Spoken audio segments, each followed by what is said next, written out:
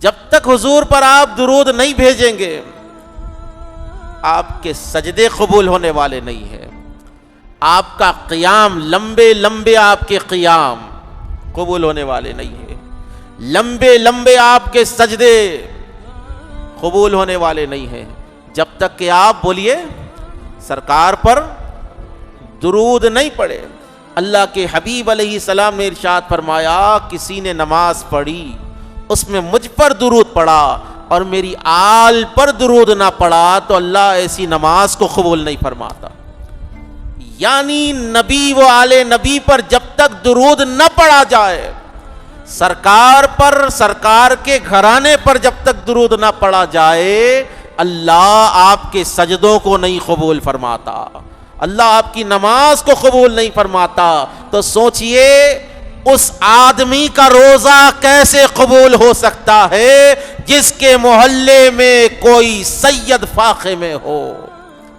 وہ آدمی کی عبادت کیسے قبول ہو سکتی ہے کہ جو پیٹ بھر کھا تو رہا ہے لیکن اس کے پڑوس میں کوئی سید زادہ فاقوں میں اپنی زندگی گزار رہا ہے؟ امت پر لازم ہے کہ وہ نبی کے گھرانے یعنی سیدوں کا خیال کرے۔ یہ کیسے؟ پوری امت کے غریبوں کی پوری امت کے غریبوں کی مدد کرو۔ سادات کی مدد نہیں ہو سکتی، خدمت ہو سکتی ہے، خدمت ہو سکتی ہے، سیدوں کی خدمت کرو، کیونکہ اللہ کے نبی نے ارشاد فرمایا اگر کسی نے 1 روپیہ 1 درہم عبد المطلب کی اولاد پر، ہاشمیوں پر، سیدوں پر یعنی سرکار کے گھرانے پر اگر کسی نے 1 روپیہ خرچ کیا، اللہ کے نبی ارشاد فرماتے ہیں میدان محشر میں میں محمد الرسول اللہ وہ 1 روپے کا بدلہ بھی میرے امتی کو عطا فرما دوں گا، شفاعت فرمائیں گے میرے آقا۔ لیکن آج بتائیے آپ کا تعلق سیدوں سے کیسا ہے؟ آپ کا تعلق سادات سے کیسا ہے؟ آپ نماز میں جس پر درود پڑھ رہے ہیں آج وہی گھرانہ آپ کے محلوں میں غربت کی زندگی گزار رہا ہے۔ دل پر ہاتھ رکھ کر کہے کیا سیدوں میں غریب لوگ نہیں ہوتے؟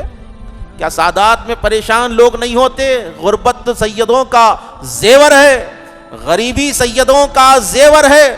آپ سادات کی خدمت فرمائیں، رمضان سے پہلے جا کر اپنے محلے کے سادات کو دیکھیں کہ ان کے حالات کیا ہے۔ اگر خدا نخواستہ کسی کا حال خراب ہے، کوئی فاقے کی زندگی، تنگدستی کی زندگی گزار رہا ہے تو آپ پر لازم ہے، اگر آپ رسول سے سچی محبت کرتے ہیں تو آپ کو سادات کی خدمت کرنی ہوگی، آپ کو سادات کی خدمت کرنی ہوگی۔ دیکھیے ماہ رمضان میں اللہ نے آپ کو دیا ہے زکوٰۃ کے ذریعے آپ امت کے غریبوں کی مدد کرتے، زکوٰۃ کے ذریعے امت کے غریبوں کی مدد کرتے، اور فطرے کے ذریعے، زکوٰۃ کے ذریعے آپ مولانا لوگوں کی مدد کر دیتے، مدرسے کی مدد کر دیتے۔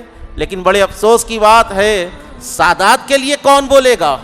سادات کے لیے جو ہے کون خدمت کے لیے نکلے گا؟ اگر آپ رسول اللہ سے سچی محبت کر رہے ہیں تو آپ کو سادات کی خدمت کرنی ہوگی، سادات کی خدمت کرنی ہوگی۔ کیوں؟ رسول اللہ کو اگر راضی کرنا ہے تو آل رسول کو راضی کرنا ہوگا، رسول اسی سے راضی ہو جائیں گے جس سے آل رسول راضی ہو جائیں گے۔